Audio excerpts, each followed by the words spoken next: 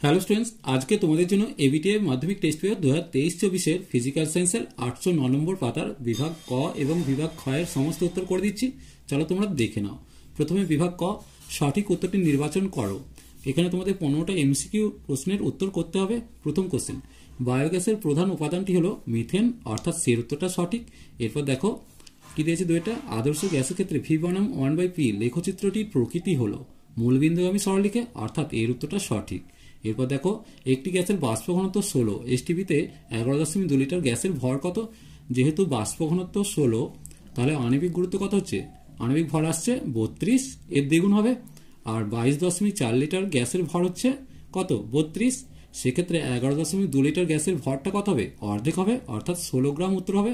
তাহলে বিয়ের উত্তরটা সঠিক। এরপর দেখো চারটা, লোহার দৈর্ঘ্য প্রসারণ গুণাঙ্ক 12 × 10⁻⁶ পার ডিগ্রি সি হলে ক্ষেত্র প্রসারণ গুণাঙ্কের মান কত হবে? দেখো আমরা জানি আলফা সমান বিটা/2, অর্থাৎ এক্ষেত্রে বিটা সমান কত হবে? 2 আলফা হবে, অর্থাৎ দৈর্ঘ্য প্রসারণ গুণাঙ্ককে 2 দিয়ে গুণ করতে হবে। 2 দিয়ে গুণ করলে এটা 24 হবে। তাহলে সেক্ষেত্রে সঠিক উত্তর ডি এরটা হবে। এরপর দেখো একটি অবতল দর্পণের বক্রতা ব্যাসার্ধ 10 সেমি হলে ফোকাস দৈর্ঘ্যের মান কত হবে? জানো আমরা জানি এফ সমান r/2, অর্থাৎ এখানে 10কে 2 দিয়ে ভাগ করে দাও, তাহলে 5 সেমি উত্তর হবে। তাহলে বিয়ের উত্তরটা সঠিক হবে। এরপর দেখো 6এর কোশ্চেন কি দিয়েছে, শূন্য মাধ্যমে আলোর বেগ সি এবং কোনো মাধ্যমে কি দিয়েছে, কোনো মাধ্যমে আলোর বেগ ভি হলে ওই মাধ্যমের প্রতিসরাঙ্ক কত হবে? আমরা জানি মিউ ইকুয়াল টু c/v, তাহলে মাধ্যমের প্রতিসরাঙ্ক কত হবে? c/v, অর্থাৎ এর উত্তরটা সঠিক হবে। এরপর দেখো কোনো পরিবাহীর দৈর্ঘ্য একই রেখে ব্যাস অর্ধেক করা হলে পরিবাহী রোধ। দেখো একটা জিনিস খেয়াল করো, ব্যাস যদি অর্ধেক হয় তাহলে ব্যাসার্ধটাও অর্ধেক হবে। তাহলে ক্ষেত্রফলটা কত হবে? πr², মানে হচ্ছে ক্ষেত্রফলটাও 1/4 গুণ হয়ে যাচ্ছে। তাহলে ক্ষেত্রফল যখন 1/4 গুণ হবে, তাহলে রোধটা কি হচ্ছে? পরিবাহীর ক্ষেত্রফলের ব্যস্তানুপাতে থাকে, তাহলে রোধটা 4 গুণ হবে, অর্থাৎ সের উত্তরটা সঠিক হবে। এরপর দেখো রোধের সমান্তরাল সমবায়ে প্রতিটি রোধের ক্ষেত্রে অপরিবর্তিত থাকে বিভব প্রভেদ। এটা একটু খেয়াল রাখবে, সমান্তরালে হচ্ছে বিভব প্রভেদ, আর শ্রেণী সমবায়ের ক্ষেত্রে কোনটা থাকে? তড়িৎ প্রবাহ মাত্রা সমান থাকে। তাই এক্ষেত্রে ধ্রুবক রাশি কোনটা হলো? বিভব প্রভেদ, সমান্তরাল সমবায়ের ক্ষেত্রে কিন্তু। এরপর তেজস্ক্রিয় মৌল সর্বশেষ কোন মৌলে পরিণত হয়? অবশ্যই লেডে পরিণত হয়, অর্থাৎ বিয়ের উত্তরটা সঠিক। এরপর দেখো 10এর কোশ্চেনটা কি দিয়েছে, দেখো নিচের কোন মৌলটি সন্ধিগত মৌল? অবশ্যই কপারটা হচ্ছে একটা সন্ধিগত মৌল। এরপর দেখো নিচের কোন যৌগটির ত্রিমাত্রিক গঠন দেখা যায়? এক্ষেত্রে ত্রিমাত্রিক গঠন দেখা যায় NaCl এর ক্ষেত্রে, কারণ একটা Na+ এর চারিদিকে কি থাকে? 8টা ক্লোরিন থাকে। একইভাবে একটা ক্লোরিন পরমাণুর চারিদিকে কি থাকছে? একটা সোডিয়াম, 8টা সোডিয়াম আয়ন থাকতে পারে। তাহলে এক্ষেত্রে সঠিক উত্তর ডি এরটা হলো। এবার থার্মিট পদ্ধতিতে নিচের কোন ধাতুটিকে নিষ্কাশন করা যায় না? তাহলে উত্তর হবে কোনটা? অ্যালুমিনিয়ামকে নিষ্কাশন করা যায় না। এরপর দেখো 13টা, খুব অল্প HCl মিশ্রিত জলের তড়িৎ বিশ্লেষণে অ্যানোডে উৎপন্ন হয় অক্সিজেন। তাহলে সেক্ষেত্রে তোমরা ডি এর উত্তরটা করবে। এরপর দেখো কি দিয়েছে 14 কোশ্চেন, সদ্য প্রস্তুত ক্ষারীয় সোডিয়াম নাইট্রোফোসাইড দ্রবণে H2S চালনা করলে দ্রবণের বর্ণ বেগুনি হয়। তাহলে সেক্ষেত্রে এর উত্তরটা সঠিক। প্রদত্ত কোনটি অসম্পৃক্ত হাইড্রোকার্বন? এক্ষেত্রে অসম্পৃক্ত হাইড্রোকার্বন দেখো বিয়েরটা হবে অ্যাসিটিলিন। এরপর বিভাগ ক্ষয়ের উত্তরগুলো আমরা দেখে নেব। 1এর কোশ্চেন, জীবাশ্ম জ্বালানির একটি উদাহরণ দাও। এক্ষেত্রে তোমরা কয়লা, পেট্রোল, ডিজেল যে কোনো একটা লিখতে পারো। এরপর দেখো 2.2 এরটা, বায়ুমণ্ডলে কোন স্তর থেকে বেতার তরঙ্গ প্রতিফলিত হয়? কোশ্চেনটা বারবার আসছে, আয়নোস্ফিয়ার উত্তর হবে। এরপর কোন উষ্ণতা গ্যাসীয় অণুর গতি লোপ পায়? পরম শূন্য উষ্ণতা বা -273°C উষ্ণতায়। এরপর দেখো 4এর কোশ্চেন, PV = W/m RT সমীকরণটাতে m এর একক কি? উত্তর হবে গ্রাম পার মোল। এই উত্তরটাও খুব ইম্পর্টেন্ট। এরপর দেখো 4 গ্রাম হাইড্রোজেন গ্যাসের জন্য আদর্শ গ্যাস সমীকরণটা লেখো। আমরা জানি n সমান W/m, সেক্ষেত্রে 4কে আমি 2 দিয়ে ভাগ করছি, তাহলে কত পেলাম? n এর মান 2 পেলাম। তাহলে PV = nRT জায়গায় n এর জায়গায় 2 বসিয়েছি, তাহলে PV সমান 2RT। এরপর দেখো শূন্যস্থান পূরণ করতে দিয়েছে, মোটর গাড়ির হেডলাইটে ড্যাশ দর্পণ ব্যবহার করা হয়? উত্তর হবে অবতল দর্পণ। এটা বারবার বলছি, অবসর দন্ত চিকিৎসক গাড়ির হেডলাইটে দাড়ি কামায়।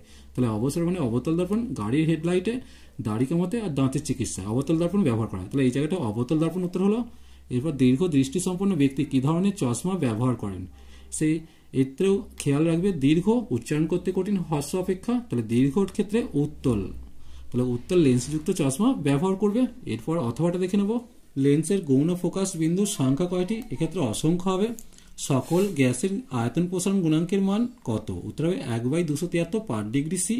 এরপর এসআই পদ্ধতিতে রোধাঙ্কের একক, এসআই পদ্ধতিতে রোধাঙ্কের একক হবে ওহম মিটার। এরপর দেখো ওয়াট সমান ভোল্ট গণিত অ্যাম্পিয়ার, কারণ এক্ষেত্রে তোমরা খেয়াল রাখবে পি সমান ভিআই, অর্থাৎ এক্ষেত্রে ভোল্ট আর এটা হচ্ছে অ্যাম্পিয়ার। এরপর দেখো ডায়নামোতে কোন শক্তিতে রূপান্তরিত হয়? ডায়নামোতে কি হয়? এখানে যান্ত্রিক শক্তি তড়িৎ শক্তিতে রূপান্তরিত হয়, তাহলে উত্তর হবে যান্ত্রিক শক্তি তড়িৎ শক্তি।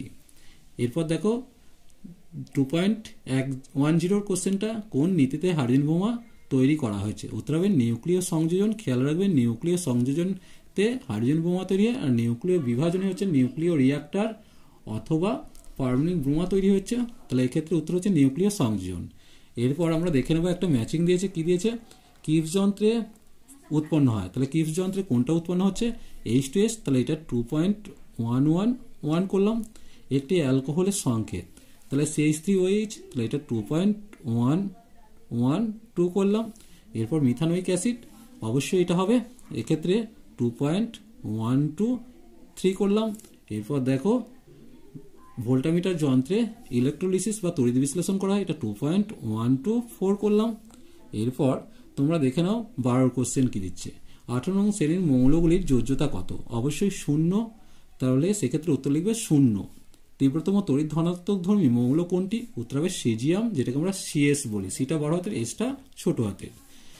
এর সাথে একটা অথবা দিয়েছে ক্ষার ধাতুগুলির অক্সাইডের প্রকৃতি কিরূপ? অবশ্যই ক্ষারকীয় প্রকৃতির হয়। এরপর দেখো কোন প্রকার যৌগে সমবায়তা ধর্ম দেখা যায়? উত্তর হবে কার্বন গঠিত জৈব যৌগে সমবায়তা দেখা যায়।